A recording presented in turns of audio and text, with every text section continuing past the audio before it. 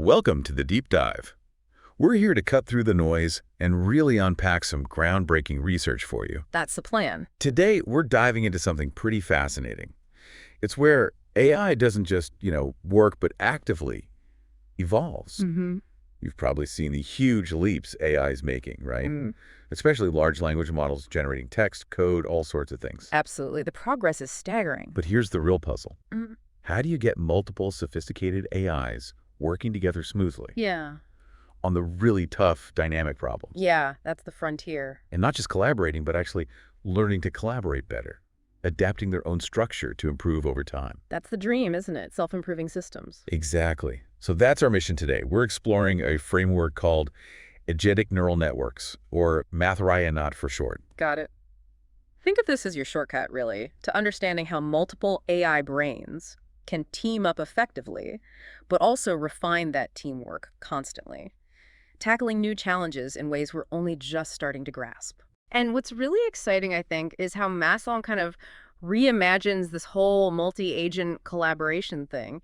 It transforms it into something that looks and behaves remarkably like a biological learning neural network. A living network, almost. In a way, yeah. It's a pretty significant shift in how we think about building these complex AI systems. Absolutely. So to guide us, we're leaning on a cutting-edge research paper and a pretty comprehensive study guide that breaks it all down. Good sources. Okay, let's unpack this. Maybe the best place to start is by looking back a bit.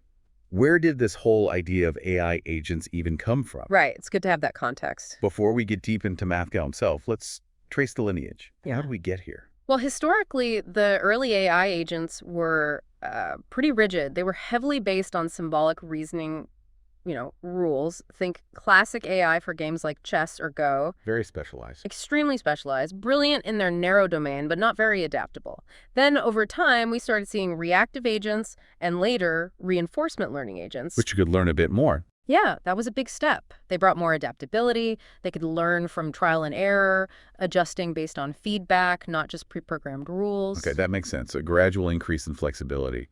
But then maybe 5 or 6 years ago, things really shifted with large language models, right? Oh, completely. The LLM era, kicking off around 2018, maybe a bit earlier, it just transformed AI capabilities. You had models like the GPT series. The ones everyone talks about now. Exactly. They showed this incredible ability to learn from very few examples, huge language understanding, and then techniques like chain of thought prompting. Well, that unlocked really powerful reasoning. So they could suddenly tackle much more complex multi-step problems. Precisely. Content generation, problem solving. A single LLM could do a lot. But, even then, the most complex tasks were often still too much for one AI working alone. Which naturally leads to teamwork. You got it. That led straight into the rapid development of multi-agent systems, or MAS. This really picked up steam around 2023, 2024. So grouping these powerful LLMs. Right. The idea was, let's get them collaborating on even tougher challenges. Generating complex code and debugging it. Deep data analysis. Even holding sophisticated debates. And the benefit was clear. Oh, yeah. MAS often significantly outperform a single LLM because you bring together different roles, different kinds of expertise, just like a human team. Okay, so we have powerful individuals, then we have teams. Yeah. But there was still a bottleneck, wasn't there? Something holding things back. There was a big one. Designing these powerful MAS, it often involved a ton of painstaking manual effort. Like handcrafting the team every time. Pretty much. It was like trying to build the perfect custom team from scratch for every single new dynamic task. Developers were pouring huge amounts of time into prompt engineering for each agent, assigning roles, figuring out the whole workflow. Sounds like a lot of trial and error. Exactly. It was mostly static and manually engineered. Yeah. Hard to scale, hard to adapt quickly without a human stepping in and redesigning things. People tried automating parts, like optimizing prompts or tuning parameters. But not the whole system. Right. What was missing was this unified, end-to-end automated system that could adapt flexibly on its own, sort of like trying to tune each layer of a deep neural net individually without the benefit of that overall backpropagation signal telling everything how to adjust together. Ah, okay. And that's the perfect lead-in, this missing piece. This is where Mathgal comes in, isn't it? It's not just automating, it's looking to an old friend for inspiration. neural networks. Precisely. MathCal or Agentic Neural Network.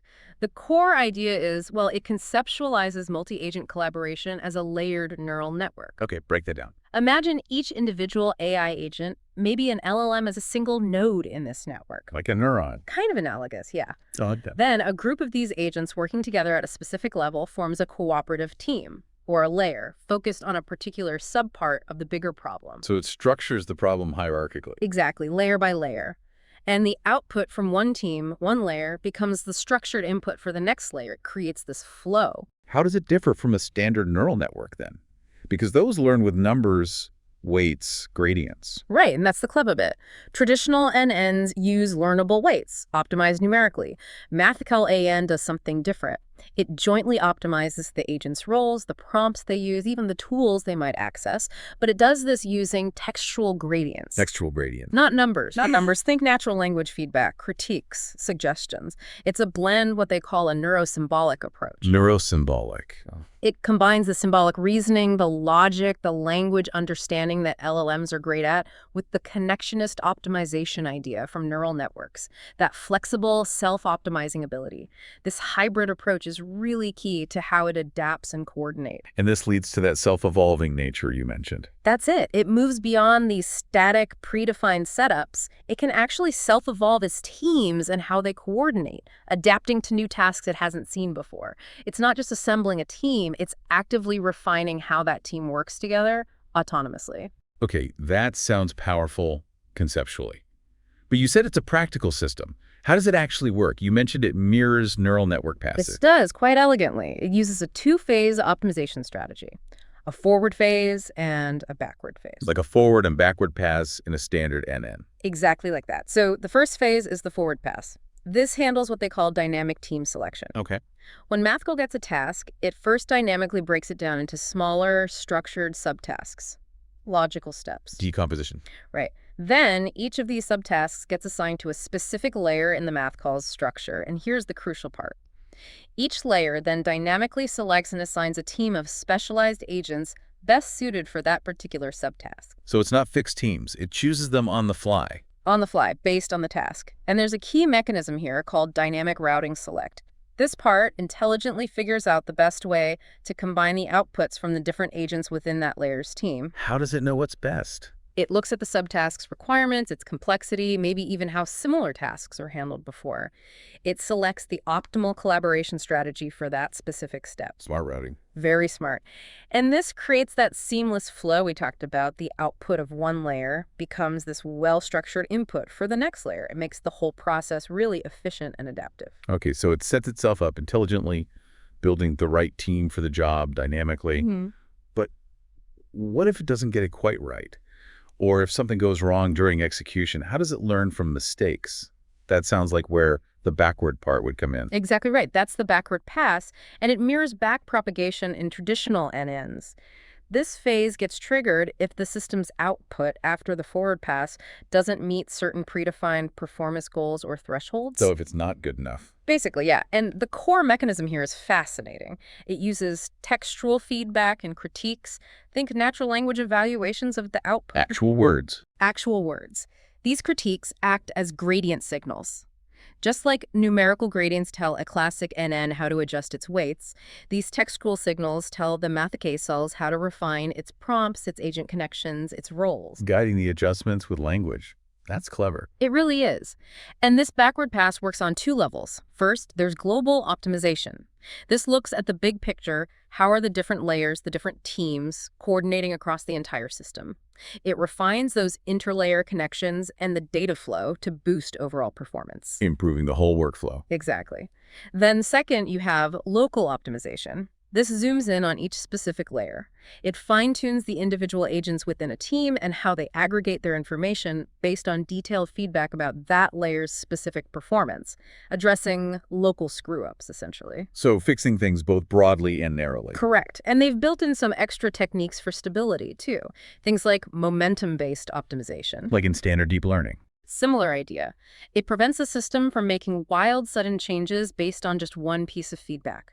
It smooths things out by considering past updates, making the learning more stable. Makes sense. Then there's format validation, basically ensuring agents stick to the communication rules, and performance validation, which checks if an adjustment actually helped before making it permanent.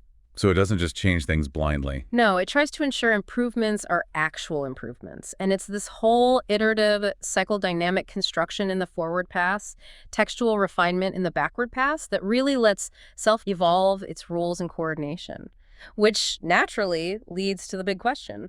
Does it actually work? How well does this neuro-symbolic idea perform when you test it? Right. This is where the rubber meets the road. And yeah, the results reported in the paper are, well, they're quite impressive. They didn't just theorize. They put MathCall through some rigorous testing. What kind of tests? What challenges did it face? They used 4 really diverse and challenging benchmark datasets. Things like human eval, which is all about generating complex code. Tough one. Very. Then creative writing, testing narrative coherence and, well, creativity. Math, for multi-step mathematical reasoning. And Daybench, which involves tricky data analysis tasks like feature engineering. A real mix. A real mix, yeah. Plus, they used MMLU machine learning, a multiple-choice QA benchmark focused on ML concepts, to compare reasoning methods. And what AI models did they use underneath? The big ones. Interestingly, they primarily trained MathCall using more accessible models like GPT-4o Mini or GPT 3.5 Turbo, but then they evaluated its performance across a range, including GPT 3.5, 4o Mini, and the big gun GPT-4. Why do that? To show generalization, to prove that the MathCall framework itself adds value regardless of the underlying engine, and that it can work well even if trained on a less powerful model. Okay, so what were the main results? Did it beat the competition? It did, consistently. The paper shows MathCall ANS surpassing leading multi-agent baselines across the board, often by significant margins. Give us some highlights. Okay, so on human eval, the coding task, MathCall AN hit 72.7% accuracy with GPT 3.5, almost 94% with GPT-4 Mini, and nearly 88% with GPT-4. Those were clear wins over the best existing baselines. Wow. 94% with 4 Mini is huge. It is. And that's a key point. Even the results with the lower cost 4 Mini model were often competitive with, or even better than, baselines using much larger models. What about other areas like creative writing? Strong results there too. High scores like 9.0 with GPT 3.5 and 7.9 with GPT-4. They attributed that to the structured, layer-wise approach, fostering creative synergy while keeping things coherent. And math. That's notoriously hard. Yep. With GPT-4, MathCall achieved 80% accuracy, which significantly outperformed other well-known agent systems like Captain Agent and Autogen. Impressive. Data analysis. On Daybench, again, surprisingly, GPT-4 Mini yielded top-tier results 95%. It shows the orchestration really works for these data-centric tasks, even without the absolute biggest model. And the MMLU test. Over 90% accuracy there, too, beating out standard chain of thought prompting and another optimization technique called TextGrad. Okay, the performance sounds great, but you mentioned something really interesting there.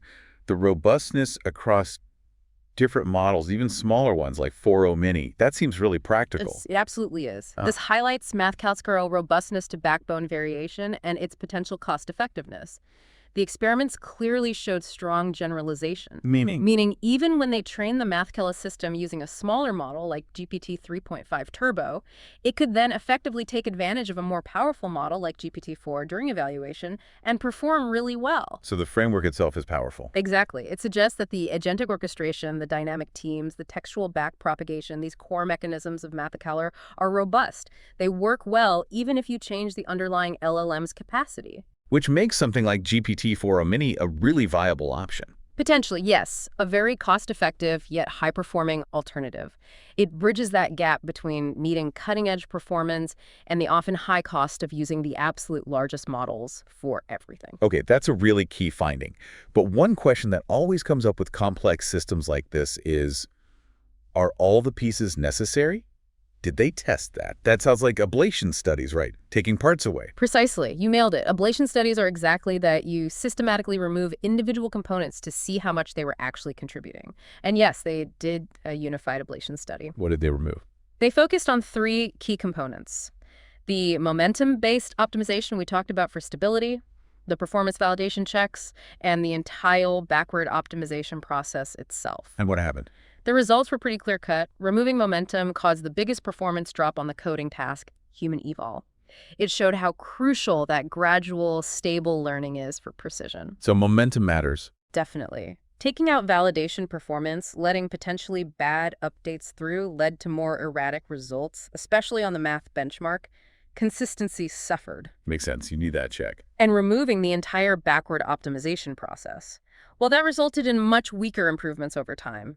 It basically confirmed that the backward pass, the textual feedback, is essential for actually pinpointing errors and refining the agent roles effectively. So all the main components really do pull their weight. Seems so. The conclusion was clear. Each component contributes significantly, and you get the best, most reliable, and robust improvements when they all work together. Okay, so Mathiel NLA sounds incredibly powerful, robust, definitely a big step forward for designing these intelligent teams. But nothing's perfect, right? No system this new is without its wrinkles. What are the current limitations the researchers themselves identify? And where do they see it going next? That's a very important point. Yeah. And yes, they were upfront about the current limitations. Firstly, there's still some reliance on manually defined structures and prompts. Meaning a human still needs to give it starting ideas. Yeah, essentially. You still need to provide some initial candidates for the structure and maybe some seed prompts for the agents. This kind of limits how easily it can adapt to completely new, diverse domains without any human input up front. Okay, what else? Second, computational overhead. As you increase the number of potential agent teams it considers in that forward pass, finding the absolute best one can get computationally expensive. Resource intensive. Potentially, yes. And third, the agent rules tend to be static once a team is formed within a layer. While the teams are chosen dynamically, the roles within a team don't easily change on the fly during execution. That could limit flexibility for really complex tasks where roles might need to shift mid-problem. Right, so manual setup, cost, and role rigidity. Sure. How do they plan to tackle those? What's the future look like? They laid out some exciting future directions. To reduce the manual setup, they're looking into integrating metaprompt learning, basically letting the system learn how to generate its own initial layouts based on past experience. Automating the setup. Exactly. To deal with the computational cost, they plan to implement more advanced pruning techniques. Smarter ways to narrow down the candidate teams efficiently without losing too much diversity or potential performance. Making it leaner? Yep. And for the static roles issue, they envision a dynamic role adjustment mechanism, something that allows agents within a team to potentially adjust their roles in real time as the task demands change. Adapting on the fly even more. Correct. And finally, they talked about deeper integration of all these optimization strategies, maybe even including fine-tuning the entire multi-agent workflow itself. So lots of potential for evolution. It sounds like the system itself is designed to keep evolving, just like the agents within it. What stands out to you most about these challenges and where this could go? For me, it's that potential for full automation and dynamic roles, getting closer to a truly autonomous system that figures out structure and execution. So let's recap quickly. What we've explored today is the Agentic Neural Network, MathCal-ANA.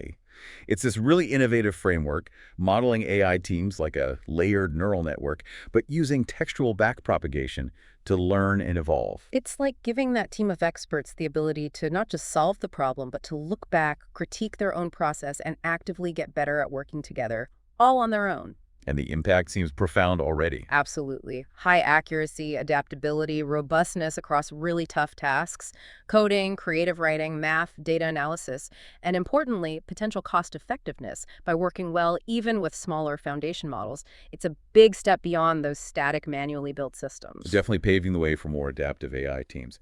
Which leaves us with a final thought for you, the listener.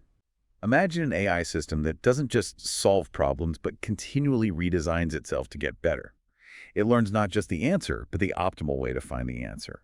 How might that fundamentally change our approach to complexity, to challenges maybe beyond what we can even properly conceive of today?